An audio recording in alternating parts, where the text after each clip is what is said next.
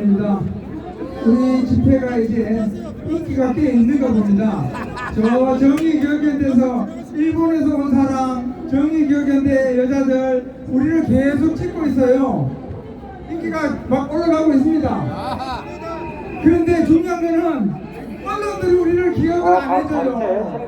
이렇게 입장기를 흔들어도 언론이 우리를 주목을 합니다. 그리고 여기 잠깐만 좀 보세요. 금일 동시간대 많은 단체에서 집법 위반 행위에 대해서는 경찰은 추징하도록 하겠습니다. 경찰은 법을 지켜라. 자, 저기 반일 행동 애들이 있는 자리가 우리 집회 장소입니다. 저 애들을 반일 행동 애들을 다른 데로 내몰아버리면 여기 아무런 충돌 여지가 없습니다. 경찰은 법과 원칙을 지키시기 바랍니다. 그리고 윤 대통령에게 할 이야기가 있습니다. 윤 대통령은 지금 한일 관계 정상화를 위해서 아마 마음이 급한 것 같은데, 아무리 마음이 급해도 반일의 시위를 묻고 반일을 할 수 없지 않습니까? 왜냐? 위안부 문제, 진동 문제, 사실관계, 진상을 정확하게 파악하고 나서 거기에 맞춰서 정책을 수립해야지 대충 얼버무려서 대의변대해가지고 그 사람들 돈을 줘. 그 사람들 왜 돈 줍니까? 양금덕이가 강제로 끌려갔나요? 양금덕이 돈 벌어갔어요. 진용 노동자들, 노무 노동자들. 안돼 조용히 해봐. 노무자들 그 당시에 돈 엄청 벌었어. 노무현 정부 박정희 대통령 때 돈 받았어. 노무현 정부 때 돈 받았어. 지금도 돈 받아. 세상에 그런 게 어디 있어요? 그런 게 어디 있냐고? 위안부 돈 벌러 갔잖아. 위안부 돈 벌러 갔다고. 이종장 씨, 저 반일 행동 아니면 이렇게 할 일도 없는데 쟤네들 다 생각하지. 다 좋은 사람들이에요. 위안부들 당시에 포주와 계약 맺고 돈 벌러 갔습니다. 돈 많이 벌었어요. 문옥주도 돈 많이 벌었고, 또 금반지 은반지 산 사람들도 있고 돈 번 사람들이에요. 그런데 그 사람들이 나라를 위해서 무슨 일을 했다고? 독립운동 했어요? 전쟁터에 나가서 싸웠나요? 근데 그 사람들 왜 돈 줘? 이용수는 한 달에 350만 원이야. 지금도 위안부 신고하면 4,500만 원 일시불로 받아요. 일시불로 받고 매달 300만 원 정도 받아. 정부에서 158만 원, 기관에서 한 150만 원, 300만 원 받아요. 그 사람들 왜 그 돈을 받아? 왜 받아? 왜? 이거 정확하게 해야 돼요. 그리고 2015 위안부 합의, 박근혜 대통령 때 2015 위안부 합의했는데 그것도 문제야. 왜? 그 위안부 합의의 대전제가 뭐냐면 일본군 위안부 피해자라는 겁니다. 일본군 위안부 피해자 있습니까? 없어요. 일본군 위안부 피해자 없어요. 없어요. 그런데 왜 일본군 위안부 피해자를 전제로 해서 2015 위안부 합의를 하냐 이 말이죠. 근데 그걸 지금 되살린다? 그걸 지금 되살리면 문제는 더 커집니다. 해결되지 않습니다. 왜? 우리도 반대합니다. 그 반대는 누가 합니까? 저 정의한 위안부 사기꾼들이 반대. 왜? 아무것도 모르고 무조건 반대해. 저는 그런 얘기하면 안 되는 거예요. 그래서 우리는 요구합니다. 바로 이겁니다. 국정조사해야 됩니다. 위안부들이 피해자면 가해자가 누군지 정확하게 알아야 됩니다. 가해자가 누군지 알고 그 가해자가 어떤 가해를 했는지도 정확하게 알아야 됩니다.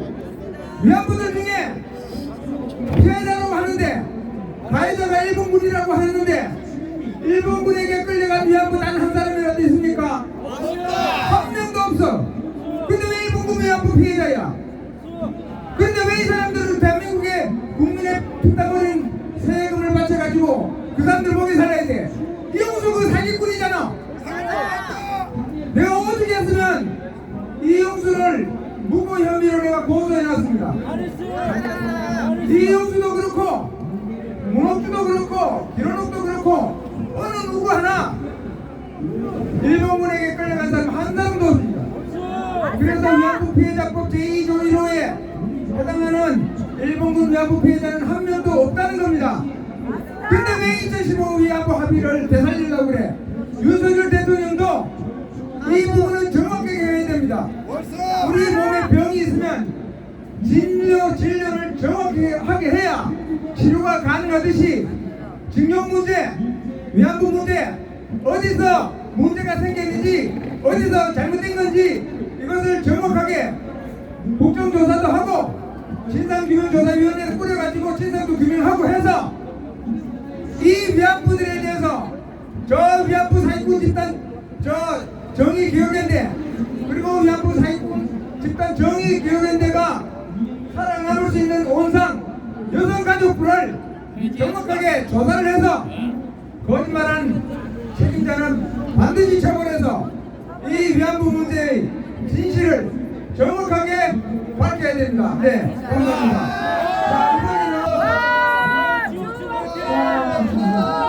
여러분, 우리는 이겼습니다.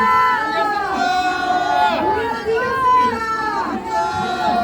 윤미향을 구속하자. 윤미향을 구속하자. 윤미향을 구속하자. 자, 여러분, 이번에 이제 우리 김병헌 소장님이 이 위안부에 대해서 말씀을 하셨기 때문에 같은 얘기는 하지 않고 저는 이번에 윤석열 대통령이 일본에 가서 했던 얘기를 좀 하려고 합니다. 자, 이번에 한일 정상회담 윤석열 대통령은 과거에 이승만과 박정희 대통령이 했던 그 어려운 결단을 내렸다고 생각하는데 맞습니까? 맞습니다. 자, 우리에게 지금 가장 소중한 것은 대한민국의 국가 안보입니다. 맞습니다. 우리 국가 안보를 위협하는 것은 우리가 보이고 있는 저 북괴보다 북괴 뒤에 있는 중공이 더 위험할 수밖에 없습니다. 맞습니다. 자, 그래서 우리는 이제 더 이상 이 문재인 일당들이 대한민국을 저 북한 주적에게 그리고 중공에게 그 완전히 이 나라를 갖다 바치려고 했던 것을 반드시 회복해야 되는 것입니다. 맞습니다. 더 이상 우리는 저들이 중공에 그리고 평양에 하수인에 불과한 군사 대국과 과거 일본 군국주의에 대해 수백 배 더 위험한 처지에 있었기 때문에 윤석열 대통령이 결단을 내린 것이라고 봅니다. 맞습니다.